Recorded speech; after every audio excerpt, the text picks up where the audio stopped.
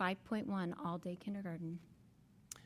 President Davidson, members of the Board of Education, it's a pleasure this evening to offer an opportunity for Barb Wallace, our Executive Director of Elementary Schools, to engage the board in a discussion about possibilities presented with all-day kindergarten. Just kind of a how we got here component to this, and Barb will cover this and with much more detail, but there is a history of discussion amongst educators, not just regionally or within the state of Ohio, but nationally, about the values, the value to or the value not to do all-day kindergarten. What we hope you see tonight is a picture of kind of the frame of reference on a large scale and locally, and where we are in terms of capacity around all kinds of resources, and look at this as a possibility for what I would consider to be, at least from my perspective as an educator, a value add to our district. Gives us something that I like to call curb appeal to programming that we have for kids. It's also part of a larger effort this board and previous boards have had in regard to early childhood education. As you know, we have the Early Learning Center downstairs where we house about 275 preschool children. We've entered a partnership with Head Start that's bought even more early childhood education in our system, and those are the kinds of partnerships and opportunities we want to continue to create. So with that, I'm going to turn it over to Barbara Wallace to bring you through this and help guide us in some decisions and next steps as a board. So encourage questions and probing and clarification as we go along. So I'll turn it over to Barb. Good evening, President Davidson, Dr. Kellogg, Mr. Griffith, and members of the board. I have with me tonight several people in our audience: Juliet Peoples, the coordinator of federal programs; Chris Blados, our Huber Ridge principal and former kindergarten teacher; David Walker, one of our very dedicated kindergarten teachers; and several other kindergarten teachers who have come to listen to our conversation tonight.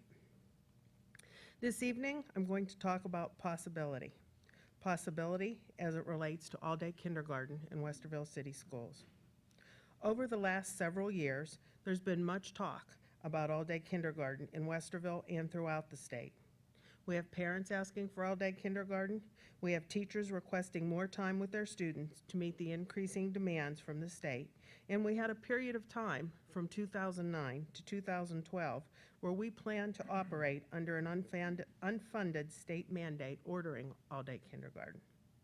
Now, in response to our strategic plan, parent input, and increasing expectations from our state, we've created two proposals for all-day kindergarten programming. We realize that our half-day program is strong, meets the needs of many of our families. However, we believe a full-day program will increase the benefits to our students and provide more time during the early learning years to provide our students with a sound educational foundation.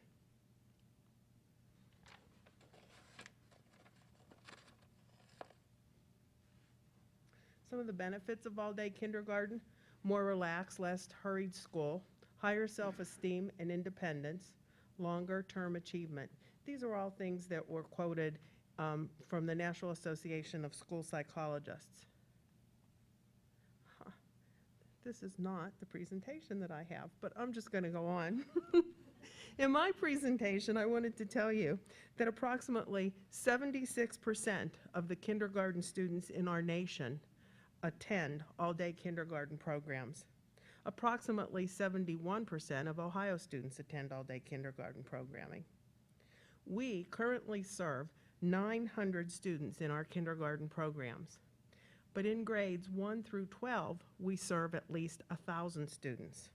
The purpose for sharing this is just to point out that approximately 100 children come back to us every year from having attended all-day kindergarten out, where it better suits the needs of the families. 87% of the districts in Ohio offer some kind of all-day kindergarten programming. On this next slide, it just shows a little bit of some of the districts around us. Gahanna, Whitehall, Southwestern, Columbus all offer full-day programs. Worthington and Grandview offer half-day programs and respectively charge $320 to $330 a month for the programming. Delaware, Dublin, Olentangy, and Upper Arlington are half-time only or half-day. I'm going to help reduce her fears. You only missed one slide, that's all that happened. That's all, It's just all right, one Peter. difference. Okay, I really wasn't worried.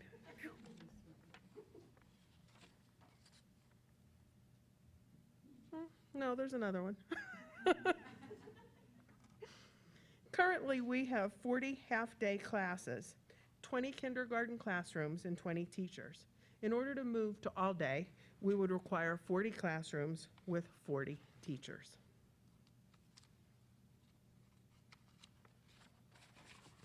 Our district facility capacity, there's actually a lot missing, so if you'll just Longfellow has 4 classrooms suited for all-day kindergarten. Central College remains district property that could be renovated for kindergarten classrooms. We have currently 6 to 8 buildings that have room right now that could support all-day kindergarten classes, and our current magnet buildings could support kindergarten classes. In our proposal, we would use a lottery system for admittance into the program. We would use tuition with a sliding scale, and we will look at the revenue later on in the program, but in this presentation, I just wanted to give you an idea of what we're talking about. Our academics would be the same curriculum that we use in our half-day program. What we would be providing is the gift of time. Time for more delivery, time for early intervention, time to practice new skills, and time for free play and socialization. Last year, the state kindergarten test changed from the crawl, the KRA-L, to the CRAW, KRA. This change nearly doubled the amount of time it took our kindergarten teachers to administer this test to our new students. The 3rd grade reading guarantee puts increased pressure on students being able to read at an early age. The half-day program has become highly structured to cover all of the curriculum needs with little time for play. All-day kindergarten would offer more time for those students who benefit from more time to process and reflect and store knowledge in a more relaxed way. We will look at 2 proposals for the implementation of all-day programming. We will talk through the 2015-16 school year and the 2016-17 school year for each proposal. These options stair-step the program over time. We are carefully considering the capacity of our district buildings, the resources needed for each additional class, and the demand of the community for all-day kindergarten. In front of you, you see option 1 for the 2015 school year. This proposes 4 classrooms at Longfellow. We could serve approximately 104 students, and the startup cost is $425,000. This is a breakdown of the startup cost. The first 3 items on this list are one-time costs. The remainder is the cost of running a building. When you look at the teachers, you'll notice that the teachers have been reallocated from current FTE, so there was no cost for teachers for these 4 classrooms. Then we would expand to the 2016-17 school year for option 1. That would include an additional 6 classes in buildings with available space and 3 kindergarten classes at the magnet program. So by the end of 2016-17, we could serve up to 338 students.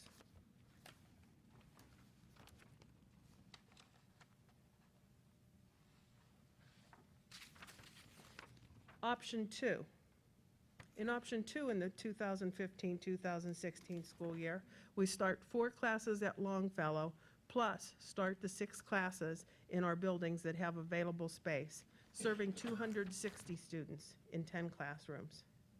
You would have your original startup that we showed before, $425,000, plus an additional 3.5 FTE in 1 curriculum package, and that would be an approximate cost of what it would cost, $625,000.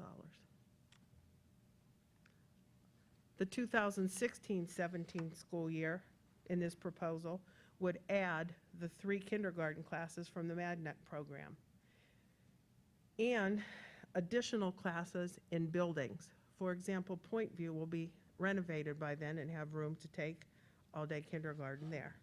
And this leaves, this option leaves it up to the heirs how many additional classes based on need. Kind of waiting to see what comes next on this, I'm not sure. This is option 1, 2 years at a glance, so that you can just see the difference in how it broke out quickly. The biggest difference, if you look here, at the end of 2016-17, we'll be serving up to 338 students. Option 2 at a glance, you would serve at least 338 students, plus whatever additional classrooms we put out in buildings. So it would get us to more students more quickly.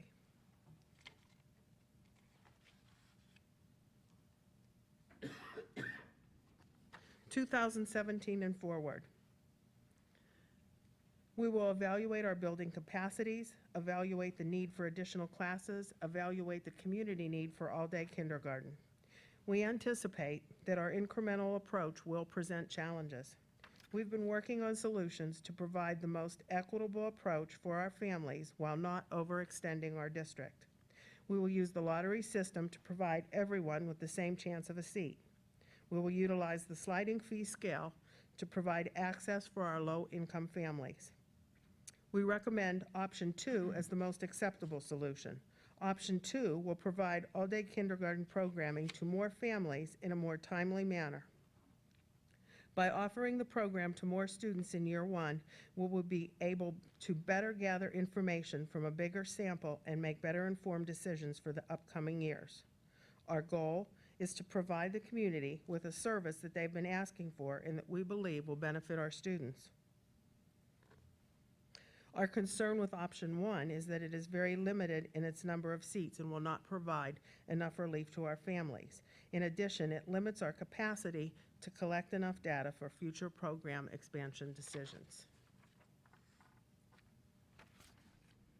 I really don't want to click on the next slide because it's not the changed model. If it's acceptable to the board, why don't we take a break a minute from the slides that are up here so that maybe I know they're working in the back to see if we can find the right slide show. This is my fault. I'll tell you why, because Barb had a slideshow and then we went through it together and she did a bunch of revisions, so she has multiple versions. We've all been there, right?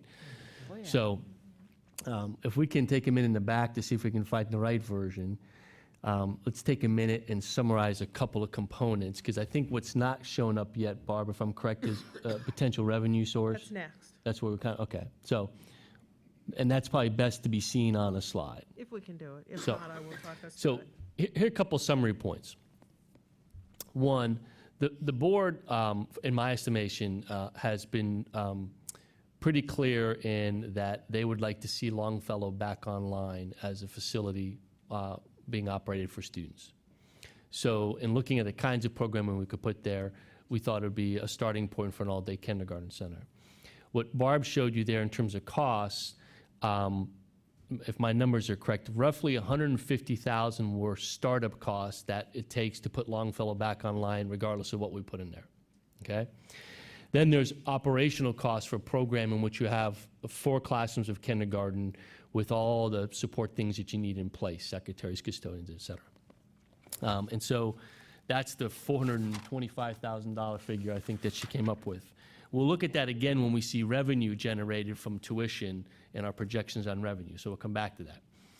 So option 1 that she presented would allow us to start with a pilot of 4 classrooms, about 104 kids, about 26 kids per classroom at Longfellow. The second piece is, as we've reviewed our elementary buildings and talked to principals about capacity, several of them indicate that we have somewhere between 6 to 8 classrooms in various buildings, not every elementary building in the district, where those building principals think either through repurposing or because, for example, they may have a room dedicated for kindergarten, but they may only have a half-day section in there, so the other half of the day it's not used, so it allows that section to expand all day. So we think there's somewhere at this time between 6 to 8 individual classrooms. So what she's suggesting is you can do the 4 and add on about 6 more rooms at buildings to give you roughly 10 classrooms of all-day kindergarten, 260 kids. The other place we have capacity, we've talked about, is at the magnet schools, where we're running 3 strands, grades 1 through 5. There's nothing that says we can't start the magnets in kindergarten and make it a K-5 program. So that picks you up, and there's space there. That picks you up 3 more classrooms. So as she said, to start, if you're following the balancing numbers, to get to full day all-day kindergarten is 20 additional classrooms, 20 FTE. Well, I just laid out 4, 6, 10, 13 rooms and haven't really done anything significant. The other side of that we need to look at 17 on out is when you start pulling kids from half-day programs and putting them in all-day classrooms, it reduces enrollment in the half-day sections around the district. And that may allow for some collapsing of buildings of sections, all right? So that we may be able to, behind that, start to build out more classrooms with all-day kindergarten. So we haven't talked about Central College as a site at all in any of this because that's just not where we're at yet. So that gives us a pretty good capacity. It gives us a 2-year capacity, either plan. Plan 1 was 4 at Longfellow, 6 in buildings, 10 classrooms next year, 3 more adding the magnets in year 2, 338 students, I think it was. The other slower option would be to go, I think it was Longfellow only next year, and then expand out the next year. What we feel is Longfellow only next year is A, a very limited resource for probably a high demand. B, it won't give us much data and information regarding programming and its impact on kids and staffing, et cetera. So we're suggesting that the 4 at Longfellow puts Longfellow back online, and then probably up to 6 classrooms of capacity. The only variable of this is demand, right? So we're assuming we offer, I'll say 330 seats. We're assuming we'll have demand for 330 seats. If we don't, if there's only 200 applicants, we're only going to fill 200 seats. And that was all the resources we'll expend on. If that's the demand, then that's what we'll supply, okay? If the demand's higher than that, which is what we kind of suspect is going to be the case, then that puts us in a position to continue looking for adding along the way. And that's the tricky point around how fast and how far can we go. So do we get any luck back there with the? Yes, this is the next slide that we want to Okay, look at. so before we move to the revenue side, questions about program, any of those other pieces yet? Or do you want to see the revenue side first? Actually, do have a couple questions real Sure. quick. Just looking at our estimates here. I'm not tracking a couple of different threads as it relates to how we got to some of our estimates. And an example that I'll give is in the Longfellow startup estimates, we have a plugged figure of about $116K on transportation. Now, Slide 9, Jill. the question that raises for me is that if we just take the round figures, Barbara, that you talked about, which is a raw figure of 900 currently starting kindergarten today in our half-day construct, and 100 that may potentially be getting serviced all-day kindergarten through private sources or other forms of all-day kindergarten. And we know we have a potential demand of 100. When I look at 116,000 on the transportation costs, we know that today 900 of those kids are being transported already, right? So in terms of what we've done in an estimate standpoint, have we accounted for the real expenditures already associated with half-day kindergarten attendees? Are we overcounting? Are we undercounting? I'm not sure the methodologies that we used in this. So it doesn't change current routes for the 900 kids we have because those stops and routes still have to run to those schools. It adds transportation to take kids who currently don't go to Longfellow.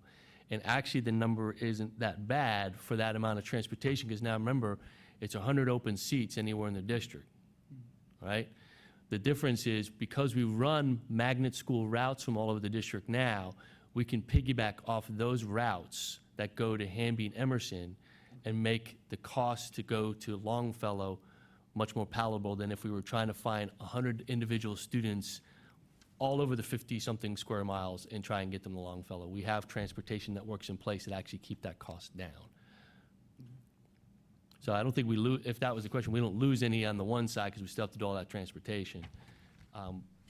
But we do incur some costs on the other side, but it's limited in that. Yeah, I think my questions are, more along, and it's a broader question. We can certainly explore at some point post this session, but it seems today like we have a substantial amount of loaded and fixed costs associated with 900 half-day kindergartners a day already. And as we're evaluating this, I want to make sure that we get to a number that doesn't have the risk of any, double counts, undercounts, miscounts as it relates to those finances, considering the complexities of this very large population that we're already servicing, and then how do we kind of redirect those resources? I have the same question as it relates to kind of FTE and, the reallocation plus net new of those resources, but I think that can kind of hold until we get through the rest of the discussion. Anything else, any other question before we turn to revenue, and then we can open up? Let me just ask,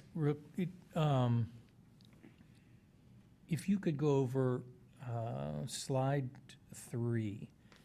You really don't need to turn to that. I just would like you to share with us just briefly the outcome of just what were your conversations like with some of these fellow school districts, some that had full day, some that had half, some full day. What were they sharing with you? What were some of their struggles when they started to shift toward all day? I actually did not have those talks. Different people on the committee had those talks Okay. and reported out. I can tell you that with what I'm personally going through with my granddaughter in a neighboring district, one of the concerns or things that they have to work through is sometimes there's more of a demand in a school than there's room, and there are other schools where the demand is not as great, so it's the balance of getting the children to the school. It's working through all just the daily operations that will change and tweak as we get there. Some of the tactical changes that they needed to go through, a little bit of what I think Richard was talking about, and making sure that we have really numbers aligned appropriately with real children, not projected children. Strange phrase, but I think you know what I mean.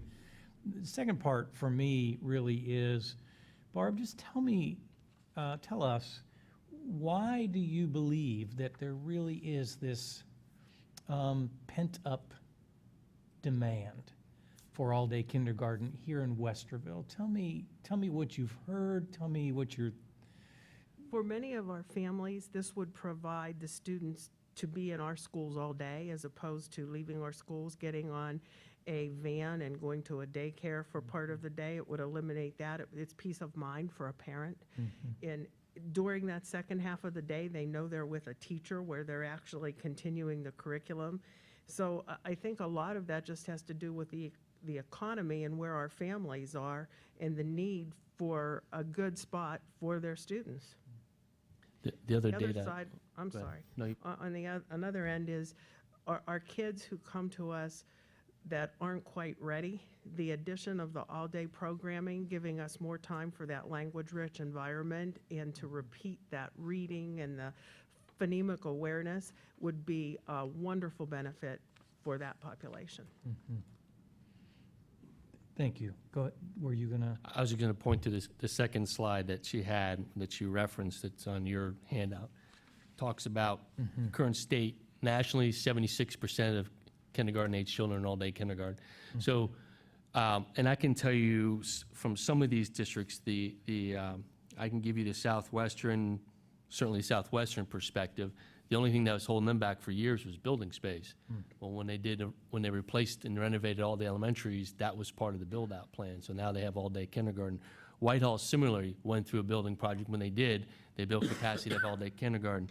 Gahanna, I couldn't speak to. What we all struggled with back when it was a mandate was the capacity issue, the space issue, and then the staffing issue. And so some of these school districts, I think what you'd find is They can't do it because they don't have space capacity. And even if they could get the staffing side of it, they don't have the classroom space, so they're not able to do it. In our report out from Gahanna, they took it one step at a time, and as they made the move to all-day kindergarten, they still offered the half-day program, and there was no one that took advantage of it. So where we've seen it go, there's a demand for it, and it, Yeah, and I appreciate, I'm sorry, just real, I appreciate, I get this in the community all the time. You have to have all-day kindergarten.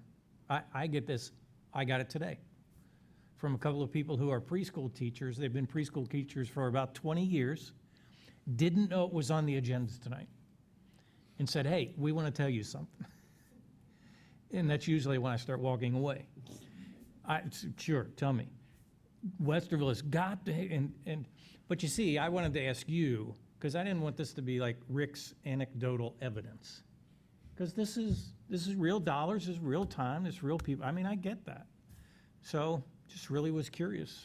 we continually get phone calls from parents asking, will you have it next year? Will you have it next year? That's ongoing talk. Yeah. Thank you. I didn't mean to take that much time. Thank No, you. I think that's fine. I think it's very telling, the percentages that you cited, those that are on the screen right now, those are percentages that I also saw in the most recent version of Kids Count, which is national survey data that's collected and analyzed. And I think it's very telling when you realize that almost 3/4 of Ohio kindergarten children are already attending all-day kindergarten. And when we look at what did you say, 82% of the districts in the state have all-day kindergarten, and we don't.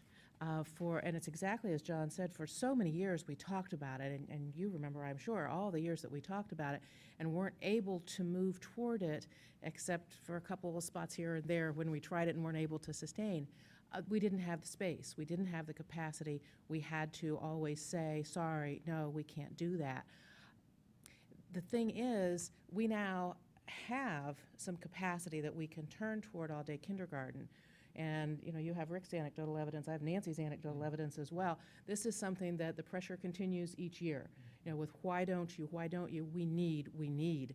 And it's more than just anecdotal, much as we get that. Research is pretty clear about children who do come in unready, and the importance of that stretched out time to let them generate the readiness that they need. We can't fix all of those issues, whether they're developmental, whether they're socioeconomic, whether they're cognitive, whatever the reasons are that children come in not ready. But what we can do is provide the best environment so that they can become ready through that kindergarten time frame. One of the things that you said that I think is extraordinarily important, you were talking about what an extended day would look like. And you commented about the more relaxed day, and you talked about play, and you made some statements that I was listening for, and you talked very clearly to me, I think, about the appropriate developmental progress of kindergarten, what it should be, and how we can, given current strictures around accountability and academics and so forth, how we can actually use all-day kindergarten as a way to help keep kindergarten more as it should be, more developmentally appropriate as we look at socio-emotional development. So I am very much in favor of all-day kindergarten. I'm also very much in favor of a multiple system, if you will, where we offer all day and we offer half day until we see what it is.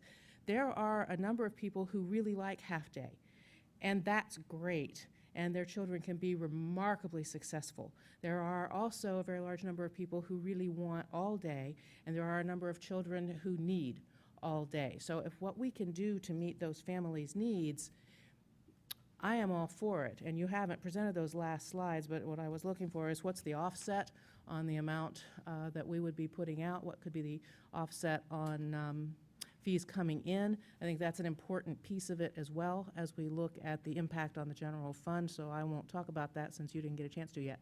Okay. Slide 16. You know what? I have a quick question. Okay. Sorry. Carol, do you have anything? Okay. You talked about half-day kindergarten kids then going to some sort of aftercare. Do we have any idea how many of our kindergartners do some sort of aftercare, whether it's babysitting or a center? I'm going to throw it out. Do you, at least 50% of your kids get in vans? High? 75% are getting in daycare vans. Okay. Okay.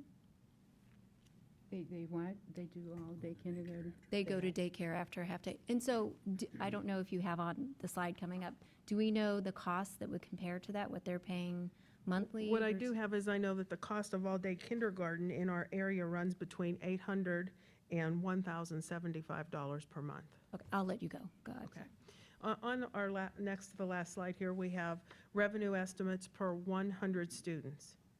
Charging $300 a month, using the sliding fee scale, which means we're only going to account for 60% of that, we would make $160,000 for every 100 students that we bring in.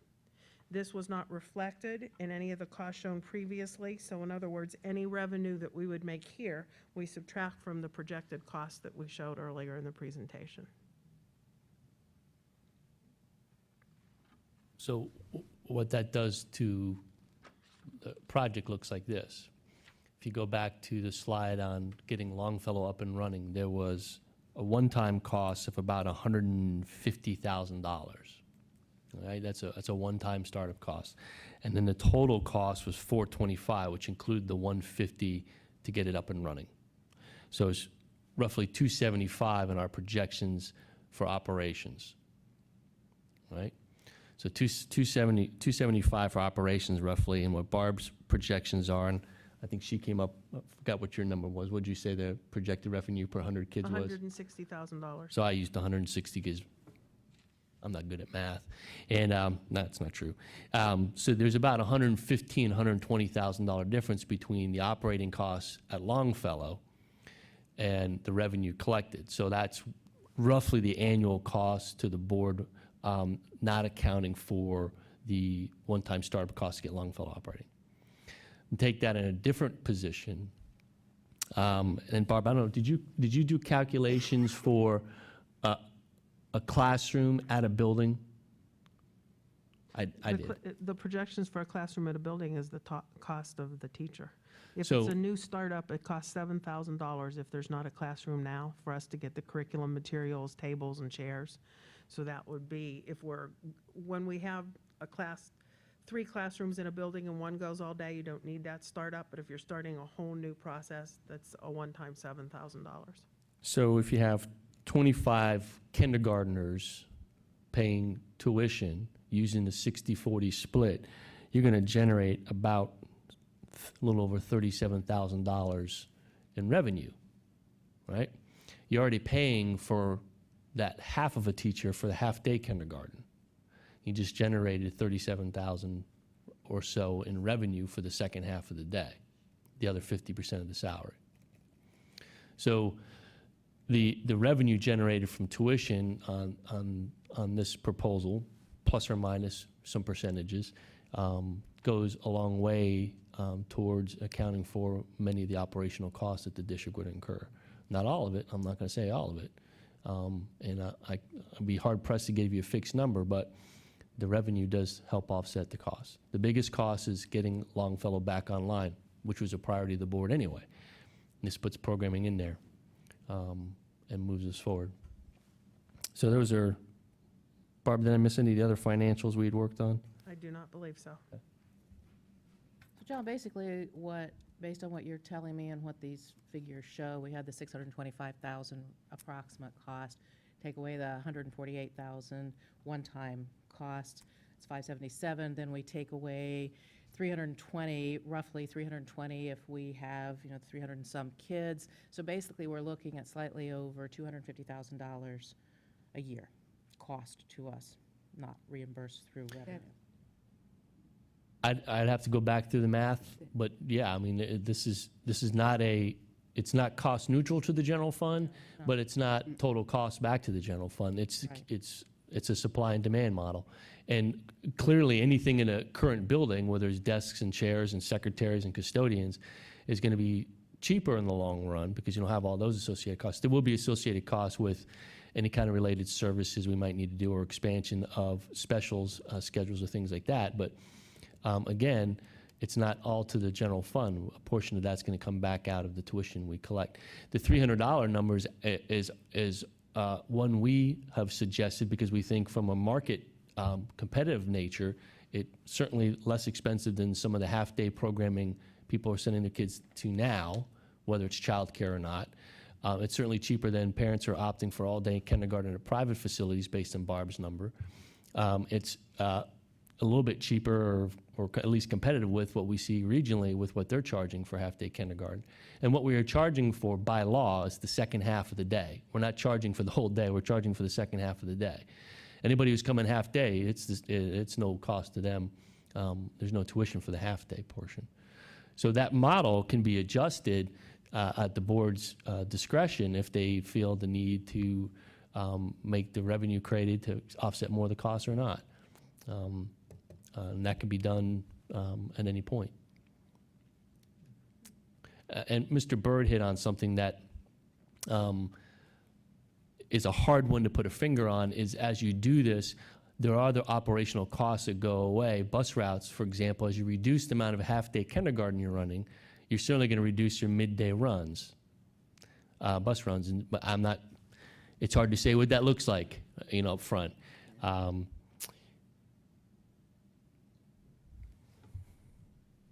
So at this point, questions? Is Barbara finished? Are you finished? Do you have more? There's one last slide Okay. that shows a pretty aggressive timeline coming up if we're going to start this for next year. We need to get everything printed and back from the print shop in February. We have pushed Kindergarten 101 to March 10th to give us time to try to get some of this advertised and get the media involved so that parents know about it. We'll have pushed kindergarten enrollment till after our March 10th Kindergarten 101, but that's the timeline that we would be looking at. Run the lottery in April, notify parents. Is that the timeline, Barb, no matter which option we took, right? All right. Yes, Thank you. yes. That would be the timeline, no matter which model you do, if you opt to try and implement for next year. There's days where I think, do I have the pedal down too far? But I think in this case, Barb hit on it, the rising expectations of our kids, it filters all the way down, and you see many of the legislators and the policymakers in the state of Ohio hitting hard on early childhood education. And we've got to continue. This is our opportunity to capitalize that early on.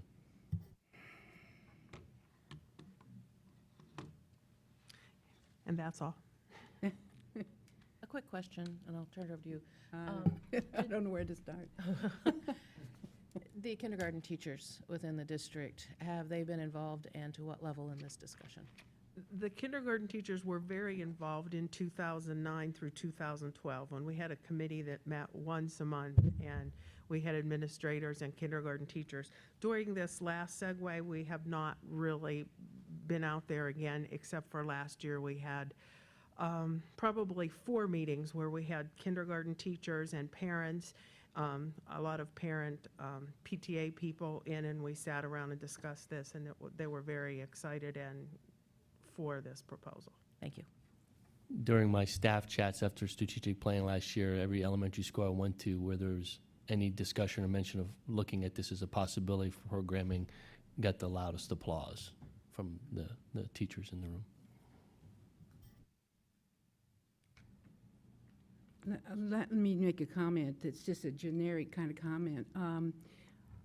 My feeling is we have to remember we can't be all things for everybody in the district. We want to be, we try to be, but we've got a lot of things on our plates, including trying to expand the IB, AP, helping with the middle school curriculum, and expanding for that. And here we are jumping into something brand new. That being said, And of course, I'm concerned about the amount of money that we're going to spend just to open a building that was just closed. And, you know, we're seeing repairs of a building. I don't know what happened to the furniture that was in there, but we're talking $50,000 here for all that to repair the building. I guess, John, in general, I would say I'm in favor of a pilot for all-day kindergarten, but a pilot only. And I don't see us using all those buildings in space that we may need for other elementary programs and kids. I would like to see us, if we're going to jump into this, to just go with initially whatever the lottery will hold, that 104 at Longfellow. That's my personal feeling, and it's difficult to vote for all of us, and this is the first time we've seen all the details, you know. But I know that you're on a tight timeline, and option one, and even option one, the second year. I don't see the option one as the second year, that way you've proposed it there, which looks like it's added a number of students. Am I correct there? I have to review that again. But option one in 2015 and 16, and then in 16, 17, it increased, correct? Correct. So option one is more in line with where I think you're saying you're 4 comfortable, years. which is Longfellow, Just Longfellow, yeah. first year, I mean, it's a and then pilot. examine. We can't jump into everything with all of our feet and open up 10, 13 classrooms, not knowing, you know, that all parents want to take advantage of, first of all. And second of all, then we'd have to add staff. You know, we're talking a lot of money there. Initially, even to open Longfellow is going to cost us, just for operations, $275,000, am I correct? Longfellow is the most expensive component because it's a building that needs all the pieces to be put back in order to make it Yeah. happen. So the building-based programs, classrooms that we think are available today, are less expensive because they don't have all those other components that Longfellow has. So that's the tricky point. Now, our recommendation going Longfellow and more was about being able to really examine what that does for us in terms of creating space elsewhere, the impact on kids and learning, all those components we want to know about, but having a sizable enough sample to make a decision. It is highly possible that year one could happen, and either because of demand, not as much as we anticipated, or because we feel that we need more time to work out programming bugs, that we leave it for a second year as is, and Right. not even expand out into 16 and 17. So Kind of as we did the magnet program, where there was a lottery. I mean, there was maybe a larger demand, but we still did a lottery. right. So, I mean, this is really kind of the decision point for the board, is how big do you want to go in year one? That gives us a year to monitor and plan for, thinking about what year two looks like. These are examples of scenarios and everything in between. Example could be, we said 4 classrooms at Longfellow, 6 classrooms at Buildings. It could be 4 classrooms at Longfellow, 3 classrooms at Buildings, which is bigger than just Longfellow, but it's smaller than what we had recommended. I still think that the classrooms at the Buildings are the most economical means of gaining capacity and getting being able to more adequately meet the demands of the community. The Longfellow piece is the expensive piece, but taking that off the table makes some of the other components hard to do and leaves us with Longfellow sitting there without programming it again. And I think that's becoming an uncomfortable point for several of the board members. I know it is for me. I don't know how long we want to let that building sit unoccupied. So, yeah, those are kind of components. Bart, in our forecast, we have 10 FTEs a year to add. Is that true? Well, we have the equivalent of 10 FTEs. We allocated $450,000 for staffing needs if need be. Doesn't mean it has to be FTE for teachers. It could have been custodial, bus drivers, Gotcha. but there was 450,000. It was the equivalent of 10 FTEs that's in that forecast each year. That's correct. Okay. And Barb, I love hearing from you and you relaying information, but I am dying. I see the teachers sitting back there, and I would like some feedback actually from them. So if they wouldn't mind, one or two kind of coming up here and letting us know your thoughts or feelings. Sorry to put you on the spot. While she's coming up, I'll reiterate, as Bart said, the board has allocated 450 each year for staffing, which is, we sometimes equate to 10. So we've given that consideration as we look at this and moving forward. You notice that the teacher side of this is a reallocation of current staff. And so we're going to continue to push ourselves to either it means we come to the board and ask for an up in that allocation and have that discussion, or we leave the allocation as is and we make whatever we want to do fit. And what we understand right now is we have to make it fit, given the allocation. And that's what our And efforts we're are. including the secretarial, everybody in that. It's So, 450,000 yeah, for staff, not 450,000 for one classification of staff. Absolutely. The other side is, as you replace retiring staff members, which you're about to do in a big way, you have some projected cost savings on your personnel costs that are embedded in that 5-year forecast. So that's the other side of the equation to think about long-term. Feel free to introduce yourself and. Okay. Hi, I'm Kathy Gowan, and I teach kindergarten at Huber Ridge. This is my 15th year teaching kindergarten at Huber. It's my 17th year in the building. First of all, what I'd like to say is the curriculum has changed drastically. Common Core wants us to go deeper with our kids, and honestly, in 2.5 hours, we just can't do it. Every one of us, we just had our waiver day on Friday, and the kindergarten team met, and all of us are just feeling this stress of, we know what we want to give our kids, but we don't have the time to do it. And the curriculum wants us to go deeper, and we are maximizing every minute we have. Sadly, I don't take my kids out for recess much anymore, and I tell my parents up front, I'm really sorry, but I have them for 2.5 hours, and this curriculum is really, really packed, and we're trying to get everything in. The other thing is, when you look at the other half of the day, I can only speak for the building that I'm at, but I know that some of our daycares, they are trying the best they can, but I don't feel that our students are getting a whole lot in the other half of the day. And rather than the parents spending the money there, I would much rather it be in our schools, getting a good quality program, giving us a chance to really, as Barbara said, have that time to develop language with our students, to read a story and really be able to talk about it and have those in-depth discussions, to have guided reading groups and guided math groups, and spend more time on science and social studies and more discovery with our kids. The language that we are trying to get and that deficit we're trying to make up with some of our students, it's so hard to do that in a short program. And our students that come in deficit in language, if we don't start catching them up now, when they get to 3rd grade and they're trying to take those tests, they don't have the language, they don't have the experience. And in a short day program, we don't have as much time to develop that for them.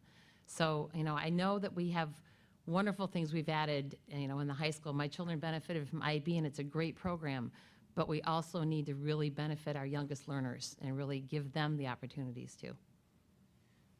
You said something that piqued my interest. In that pressure to deliver new state standards and new curriculum, you mentioned Common Core. Does the extended day offer the opportunity for us to deliver more of what's important to us in Westerville for what we need for our kids as well, the more localized piece and not just the mandated piece? It definitely does. I mean, when we're reading a story with the children, right now, every kindergarten teacher in the district reads. I mean, that's just such an important part for them. But when we read our stories, what we would really like is to have that, full half an hour afterwards to really talk about it, to really delve into it, to talk about if it's a nonfiction piece, what were we talking about? Or if it's a fiction piece, what happened in this story? But in reality, what happens is we read the story, we have a little time for discussion, and then we got to move on. And that's where, we're just not doing our students the best service that we can. And these are our youngest learners, and you can look at all kinds of research out there that just talks about the fact that when children are developing their language, if they don't develop their language by the age of 5 or 6, we've lost such a huge window that we really need to try and remedy that. Thank you. Hi, I'm David Walker. I teach kindergarten over at Mark Twain Elementary. I've been in the district since 2000. And first, I want to say thank you to Barb Wallace and the rest of the team that put these proposals together. I'm fairly certain the kindergarten teachers are very excited about these proposals. We have talked about full-day kindergarten and the needs of a developmentally appropriate curriculum and a developmentally appropriate day. When I first started teaching kindergarten in 1990 in Colorado, I was on a board and we worked on the National Association of the Education of Young Children and getting our kindergartens accredited by that. I think that this full-day option would let us do that again. The half-day option, it's too much, too fast and everything. The one thing I have heard everyone say over and over again, and this is sort of a question as opposed to a comment, I don't know if you want to questions, Barb or the board, is it's really an important program for our kids. We've talked about like our ESL kids or the kids who don't have the language-rich environment. So I'm wondering if there's any way in the lottery system to somehow do a weighted lottery where perhaps those kids had a greater chance of getting into the program. Somehow, we need to serve those needs. But, I know that's a touchy issue for the whole district. And then the other thing is having to do with students with special needs. Those kids need and benefit from a full-day program. Now, I'm not talking about students who are in a unit. We have some of those already who stay there full day. But some of those needier kids, if we can, look at the model to make sure that we have space, that, whether it's in a school. And I think that's one of the advantages when Dr. Kellogg talked about not the classrooms that are at Longfellow, but the classrooms that, like, if we can open up a space at whether it's an Alcott or a Robert Frost or something, a lot of those service providers are already there, the speech teachers, the ESL teachers, and this and that. And it might be a better model, because I see it as an easier way to make sure that we can meet some of those students who present, I don't know, extra challenges or extra needs. So, thank you very much. Thank you. Good evening. I'm Chris Blados, the principal of Huber Ridge. I know Barb asked me to be here as I taught half-day kindergarten previous to becoming administrator. There's a few points that I'd like to touch on as well. In addition to what Mrs. Gowan, one of my kindergarten teachers, said with Ohio's new learning standards and the rigor about that, it goes into the day is short now, that even when we provide intervention for those kids who are struggling, there's not enough time in the day that they're not missing something important. It's hard to find a time where they're not missing their core reading or core math instruction. So by the time they do get to first grade, where we have the full day and they are behind, we have a lot more kids who would need intervention. And I think in the long run with the full day program, that would be a big piece that would cut down as we grow older. As the kids grow older, if we can hit that earlier, which is what the research says, I think as they grow into second, third, and even fourth grade, that need for that intervention, those kids who are not performing on past their way or coming up on the park, I think that would take care of a lot of those issues as well. Just to speak a little bit as a half-day teacher, where I taught, I was the only half-day teacher, and the other two teachers were both full-day. So I was tasked with getting all the half-day kids to the same level as the full-day kids. Which was even before we did Ohio's new learning standards. So it was the old academic content standards. So it was less intense, but there are still those same issues as my day was, we did reading for an hour. And it was a really short mini lesson, and hopefully I got to my 4 reading groups, and that was with much smaller class sizes than at least we have at my building. The highest in my class were about 18 or 20, and I know last year at Huber we were 25, 26, almost at capacity, and this year about 23, 24. And with having no more than 5 kids in a reading group, I mean, if you have 25 kids, that's 5 groups already. It should be 20 minutes. So that's already, over if I can do my math in my head real quick, that's already an hour and 40 minutes just for reading. And really, if you have special that day, that's all your day in half-day kindergarten. And you didn't even touch on math. You didn't touch on science and social studies. And just it was a lot of pressure, but it was a lot of pressure on the kids too, because we didn't get that free time. We didn't get that developmental play because it was like, okay, we got to go.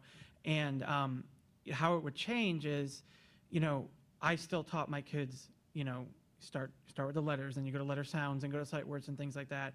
And the writing, you start with the inventive spelling, and then you go to sentence writing and things like that. but it was the depth that you could really go into in the full day program that I wasn't able to do.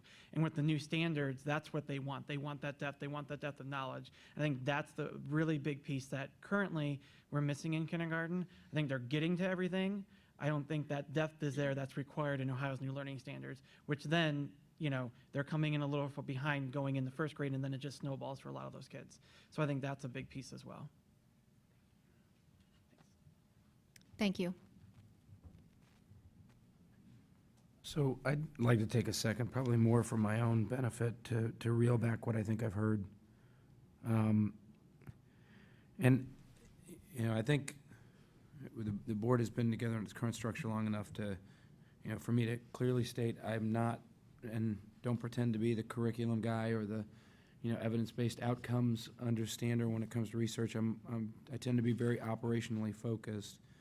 But a couple of things associated that I heard is that I think it's important for the community, if I'm understanding how we're framing this, you know, if we need to dip into the well of five-year forecasted FTE, we would, as a board, be making a decision to leverage those FTE specifically, pardon me, for early childhood education, right? We're deciding as a board, pardon me, that is a focus, and we're willing to make that commitment against the current plan. And I think, and back to your point, Dr. French, that's important because, you know, we've also got a lot of pressures to consider, you know, expansions or contributions to current existing programs, and that may impact the ability for us to deliver on those. Pardon my coughing, folks, hang on.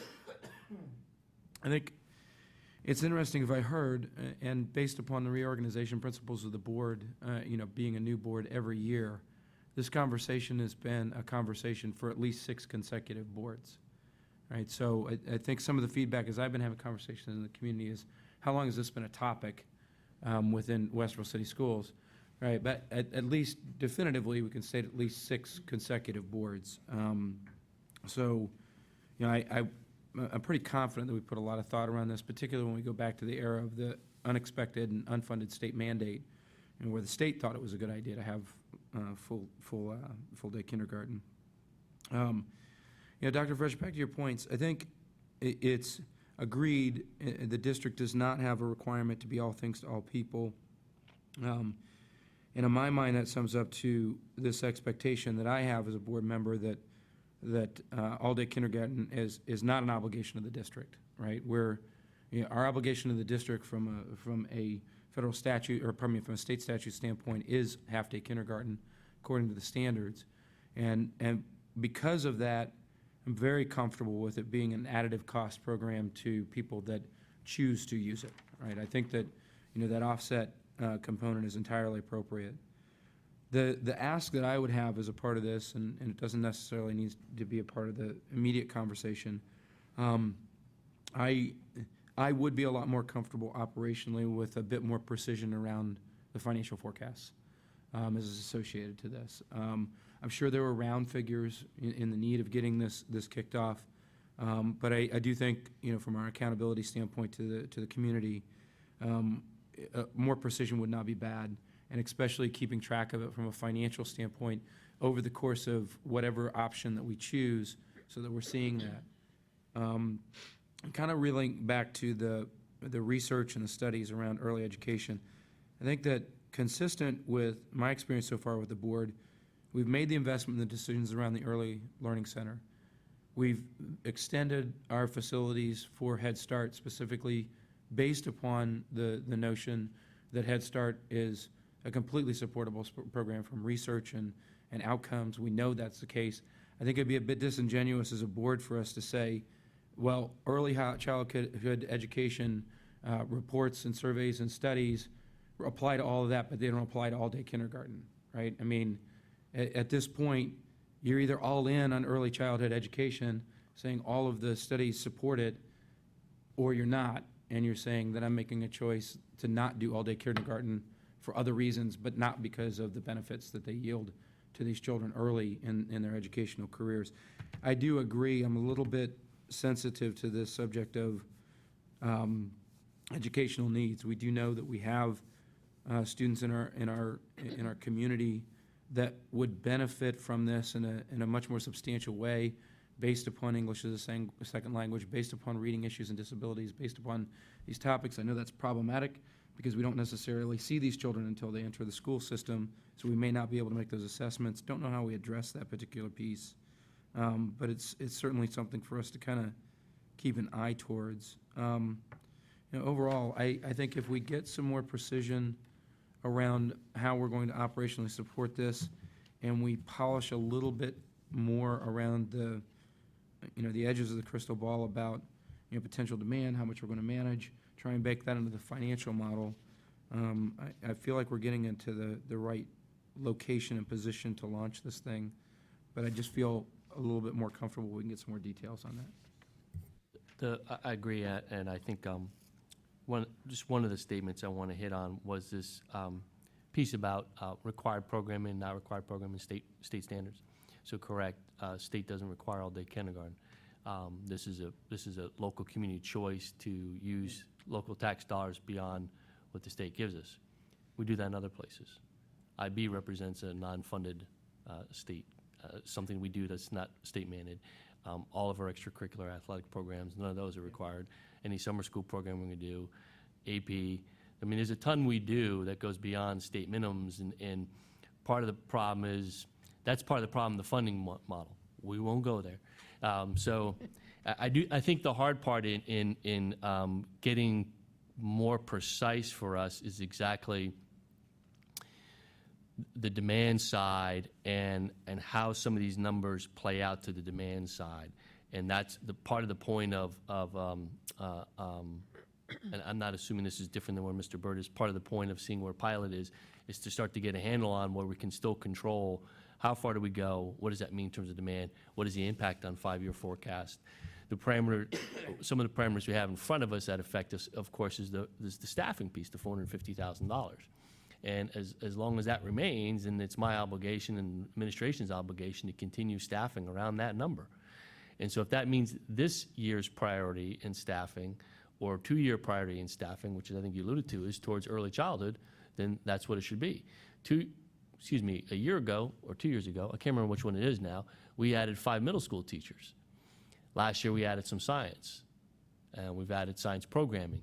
So, we're trying to spread the wealth and build in a purposeful manner across the K-12 continuum. And so that's kind of, I'm in the same place as Mr. Byrd. So I just to piggyback on that, I would agree with you that the demand issue is kind of the missing element in overall financial projections, right? That particular mystery begins to disappear very, very quickly, based upon the responsiveness of people entering into lottery, right? And now we are able to build a track record of how many people have an interest, and we know what that demand curve looks like. That's why I think it's really important as a part of this that we don't let the financial discussion for the program itself be a one-time conversation, right? I'd like to see that model kind of be reported on a regular basis. Here's how we're doing. Here's how we're seeing it change. Here's what it means of potential cost projections for the future. And as it relates to kind of the performance-based aspect of this, since we also would know, and Barb, this is probably more directed to you, since we would know the entry group as a cohort, it certainly would be very helpful to understand what, if any, kind of, pardon me again, what, if any, kind of performance improvements we see from that group as they progress through their next couple of years elementary school, that we may either explicitly or implicitly be able to tie back to that full-day experience, I think would also be helpful.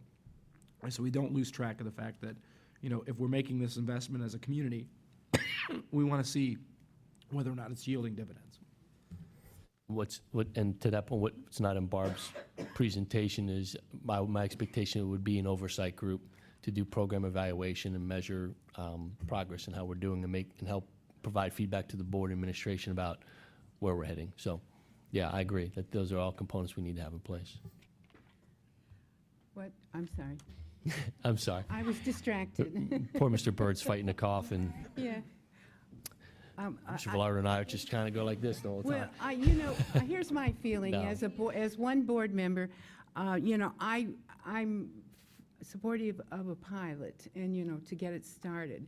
And as I'm listening, I'm hearing Mrs. Wallace telling us maybe that we're smarter in starting this in the existing buildings, because we have, as one of the teachers, I think David said, we have the supportive staff there, the nurses, the speech therapists.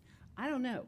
That's a thought that maybe we should do it right there in the buildings, and then, but of course, we wouldn't be opening up that Longfellow, which is an issue too. But I don't want to see us jump into this whole hog and do, 13 classrooms at the beginning. That's my personal feeling. We need to pilot it. This first year is too quick to move on. I'm concerned about the per pupil costs and what we're actually coming down with the dollar figure in the end, and that's probably what Mr. Byrd was trying to say.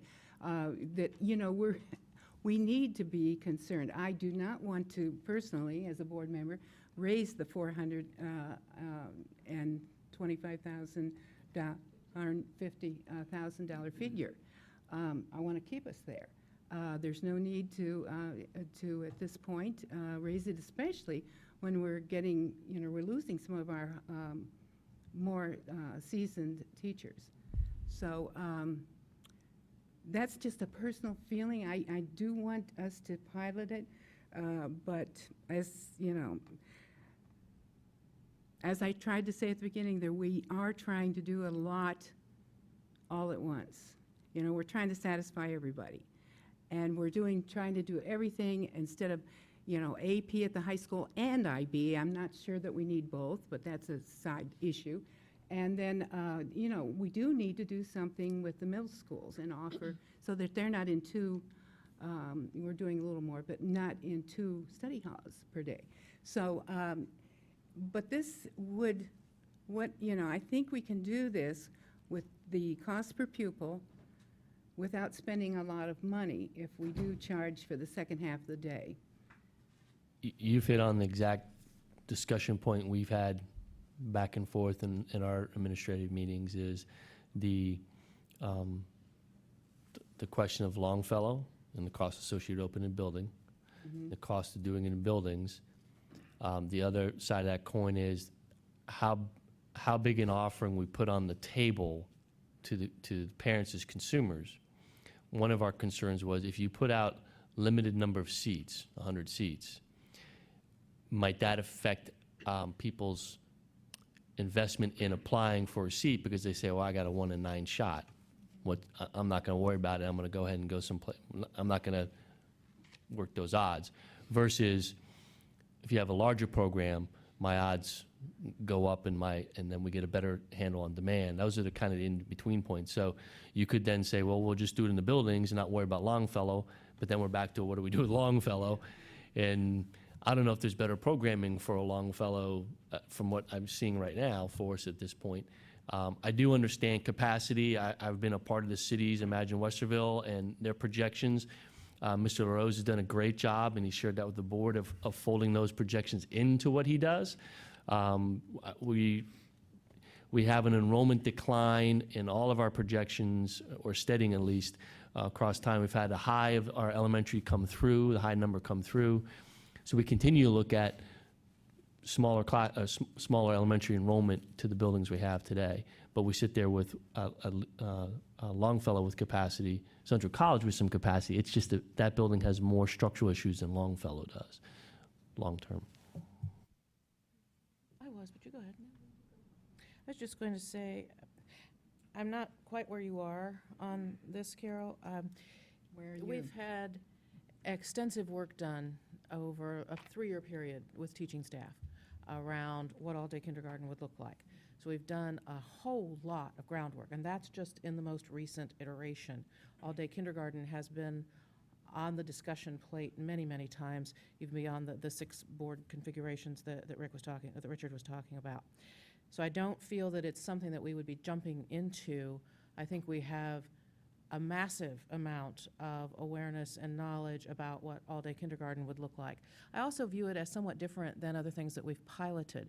Sometimes when we pilot things, we are embarking on extraordinarily uncharted territory for a school district. I don't view this in that way. This is an expansion of work that we're already engaged in. If anything, half-day kindergarten is more uncharted now than it was before, and all-day is much more representative of what we typically tend to think kindergarten is. So I don't view this in the same light as other things that we have taken on. I'm concerned that if we do not take additional steps, kind of as Richard was alluding to when he was talking about the research, if we don't take additional steps to better address the needs of our incoming population, it's going to become ever harder for us to keep up the level of achievement that this school district is known for and that we currently are engaged in. Much more difficult, obviously. The district doesn't achieve if the kids don't. So it becomes more difficult to move that needle ever forward. So I'm not seeing the danger that you're talking about with piloting. Also, when we're talking about the option for 4 classes at Longfellow and 6 classes in buildings with available space in the 15-16 year, and then in the 16-17 year, adding kindergarten classes in the magnet program and additional building classes based on community need and available space, those are ceiling pieces. So as Dr. Kellogg was saying, if the demand isn't there, then the classes are not offered. And this is one where we know what the approximate number of the upper ceiling would be as regards cost and so forth. We also know that it may not come up to that. So often we don't have a ceiling in place, and we begin to extrapolate from some known data about what it might look like. Here we have a ceiling. What I want us to do is move from where we are, which is what 82% of the districts in Ohio would consider to be the floor. And I think it's long past time for us to act on what we have studied and studied and studied. And in addition to studied and studied and studied, we've talked and talked and talked.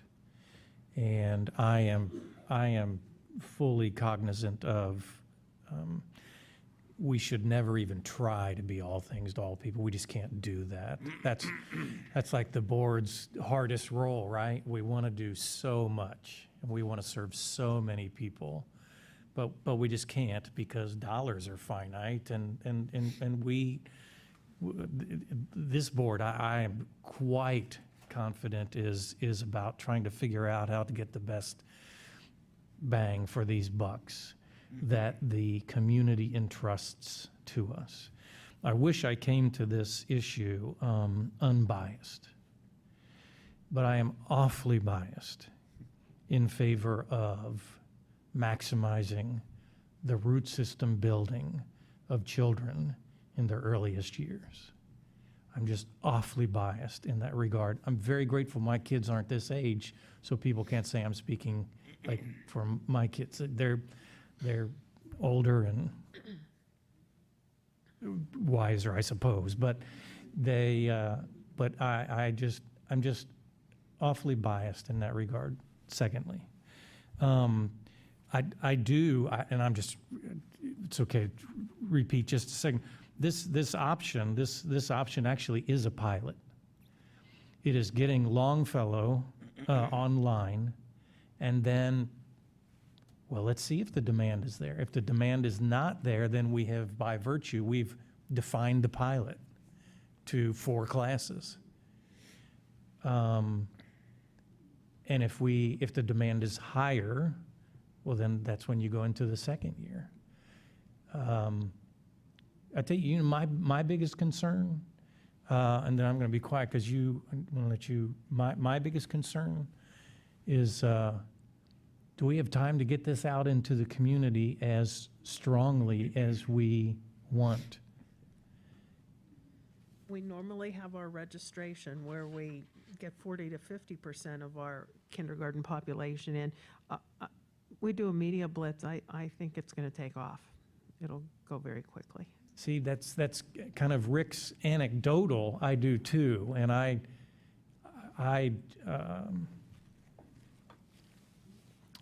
well, once again, I'm kind of not very poker-faced about this, but thank you for all the time. Thank you for those of you that spoke. I'm just pretty passionate about this. So are you saying option 2? I would lean toward option 2, and if there's time for motions, you, Okay, well, Nancy, are you saying option 2? Yes, I am. Carol, or you, No, option 1. option 1? Richard? Option 2, but with the expectation of that refined financial model over time. Okay. I do not take the costs lightly whatsoever. I am for option 2, and I will tell you why. It's the foundation. We have to build our foundation before we can keep moving up. And I truly believe it will help with remediation. It will help our ESL kids. It will help our kids that just need an extra start. And those kids are everyday kids. So I would say we would like to move forward with option 2. In order to, No, go ahead. we weren't going to do that. We were going to, do you want a motion for this? Do you? I'm gonna look to Bart. As long as there's a consensus with the board, you don't have to. If you want to cement it as an option so that the board shows approval one way or the other, you can. So why don't we make an option, or make a motion for option 2, which, darn it, my glasses. 4 classes at Longfellow, 6 classes in buildings that have available space to serve up to 260 kids in 10 classrooms.